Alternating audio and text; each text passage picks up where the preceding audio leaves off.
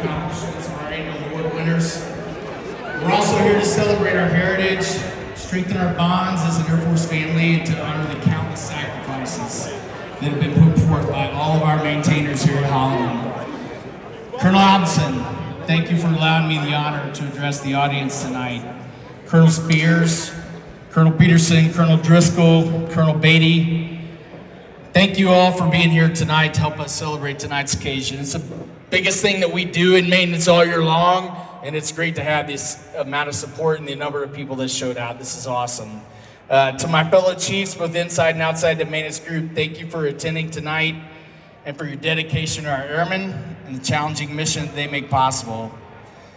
Thanks also to our commanders, our first sergeants, supervisors, family members. You guys enable the mission through your leadership, your development, and your support of our airmen that make this mission possible. And then finally, and most importantly, to the mighty maintainers of the 49th Maintenance Group, pull the trucks! Maintenance rock! That's right. And I just can't thank everybody enough for your dedication. Without your efforts, we couldn't build the combat air crew that keep America's Vipers and Reapers in the air around the globe, standing guard, keeping watch. The platforms that you guys maintain, they form the final training gateway through which all of our pilots and sensor operators must pass in order for them to become warriors. And let me be clear about what I mean right now. Our nation's able to maintain its sovereignty and its freedom, a democracy that is unique not just now, but in the history of human civilization, as a direct result of your daily hard work, your dedication, and your sacrifices. Please give yourselves a round of applause.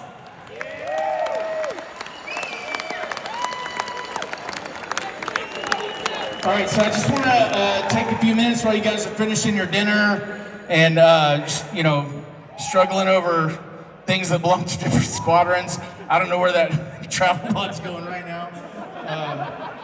And it's coming back. I'm going to talk about 3 topics tonight. The first is our purpose as maintainers. And, while I know that we don't have just maintainers in the audience tonight, and that's awesome. Appreciate the support from those outside the maintenance group. It takes an entire base worth of personnel spanning scores of functional areas and career fields to make a wings mission happen. And regardless of which AFSC you belong to, whether it's inside or outside the MXG, everyone's primary customer is ultimately the operator. All right, let's keep that in mind. And their primary customer is the enemy, right? Operators are delivery drivers, and you know what they deliver? Warheads on foreheads.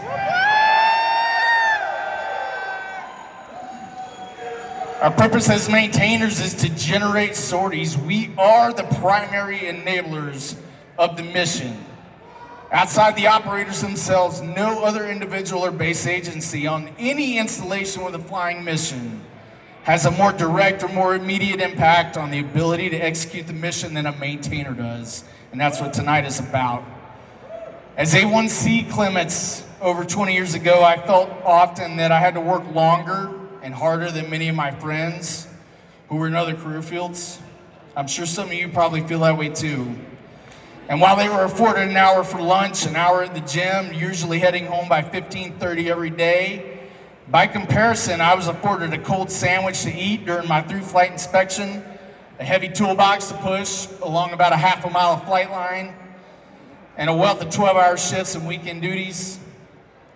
At times, the level of effort that I was tasked with as a maintainer seemed pretty disproportionate to what was being asked of my peers in other career fields. But you know what? After a while, I began to realize something. Any one of my friends outside of maintenance stopped showing up for work for whatever reason. It might be a few days, it could be a few weeks, it could even be a few months before we started to see a discernible impact to the number of sorties we could fly every day. But if I or any of my friends inside the maintenance group stopped showing up for work, the impact to our sortie generation capability would have been felt immediately. And that is the role and the responsibility of a primary enabler that is the aircraft maintainer. Yes, sir!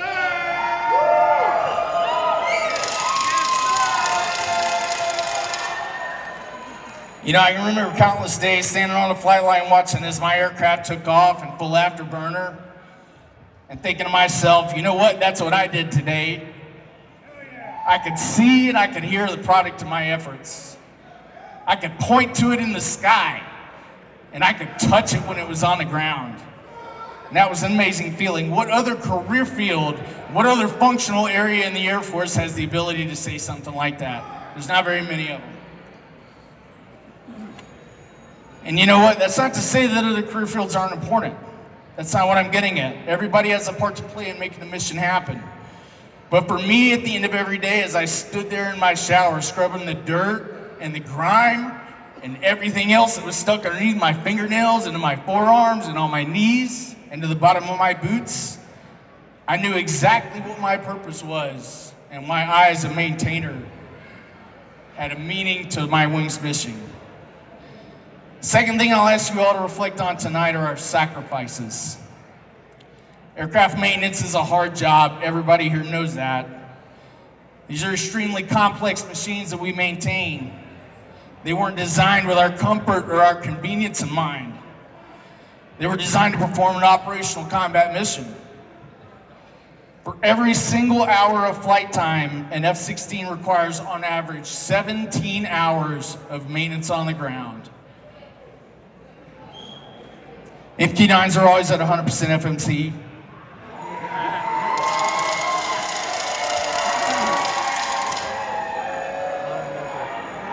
Hey, but you know what? We do our business in the blistering heat. We do it in the freezing cold.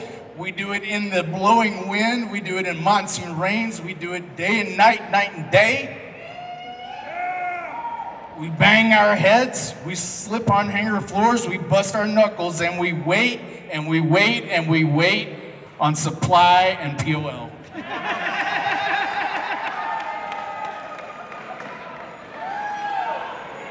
Not all sacrifices happen on the battlefield, y'all. They happen in the flight line, they happen in the back shops, they happen in the scheduling office, in the expediter truck, they happen in the bomb dump, they happen in the fuel barn, they happen at the support counter, they happen in the break room, the classroom, and even the smoke pit. Every single day. Not all sacrifices involve the loss of life in a combat environment either. Sometimes the sacrifice is a 12-hour shift or weekend duty. Sometimes it's missing lunch to catch your jet, or even worse, missing dinner with your family. Sometimes it's having to go to the gym before work instead of during duty hours, or having to stay up late to finish a paper when all you really want is to just go to bed.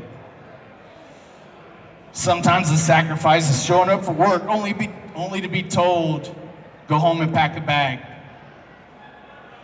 Every little piece of yourselves that you give in service to this mission means something. Those sacrifices aren't always acknowledged right there in the moment. Sometimes they're not even seen. But I know that it happens every hour of every day. And our dedication to our craft and all the little sacrifices that each one of us makes day in and day out collectively ensures that our mission is accomplished and that freedom and democracy remain safe and secure. Last thing I'll talk about is resiliency.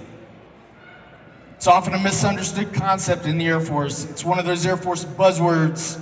It's not necessarily a bad thing, but it gets repeated so often that sometimes it can tend to lose its meaning for us.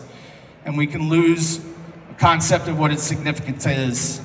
Some people think resiliency means avoiding the things that make us uncomfortable, and that's actually not true.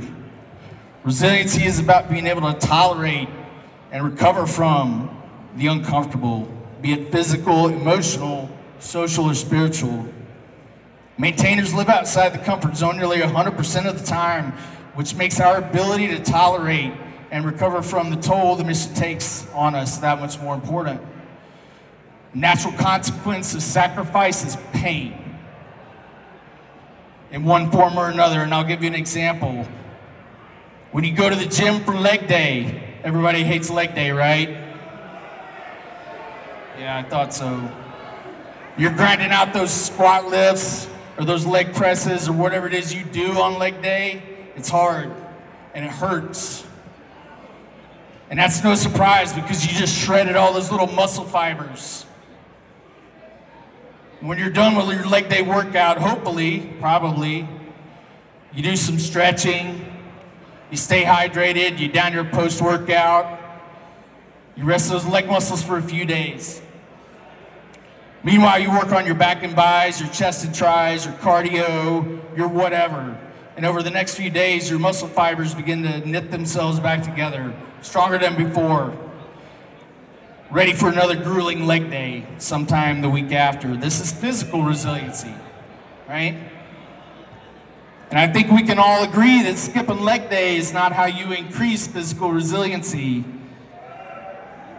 You make the sacrifice to carry your ass to the gym on leg day, and you ensure that those squat thrusts and those star jumps are getting done, and you do what you need to do to recover from that. What we often fail to realize is that this method works for your brain, for your heart, and for your spirit, just the same as it does for your muscles. But see, this raises an interesting question, right? Where's the brain gym located? Where's the heart gym located? Where's the spiritual gym? Is it a building that you go to? Maybe. Is it a person that you talk to? It could be. Is it a hobby or a recreational activity that you enjoy doing? It's possible. It depends on the person. What your emotional, social, and spiritual gyms look like are entirely up to you, but my question is, have you found it? Have you even looked for it? And do you go? If not, then I can tell you life as a maintainer it's gonna be hard, and it's gonna get harder the longer you stay in. Because you know what? The planes aren't getting any younger, the banding isn't getting any bigger, the mission isn't getting any smaller, and the pure adversary threats like China, they're not going away anytime soon, y'all. So in closing, here's my point. As maintainers, our mission, which is building combat aircrew here at Holloman, is supported by our purpose. And our purpose is generating sorties as maintainers, which often requires us to make sacrifices. Our sacrifices can often leave us with some temporary discomfort. And that could be physical, it could be emotional, it could be social, and it could be spiritual. Resiliency is what allows us to recover so that we can be ready to go at it again. Our mission, and indeed our nation, is depending on it. The MPOI tonight is not just about awards. This is not an awards ceremony. We present awards tonight. That's not what tonight is about. It's about celebrating our culture and our airmen. It's about reflecting on our purpose. And it's about honoring each other's sacrifices over the past year. Thanks for listening, y'all. Now let's pull the chocks.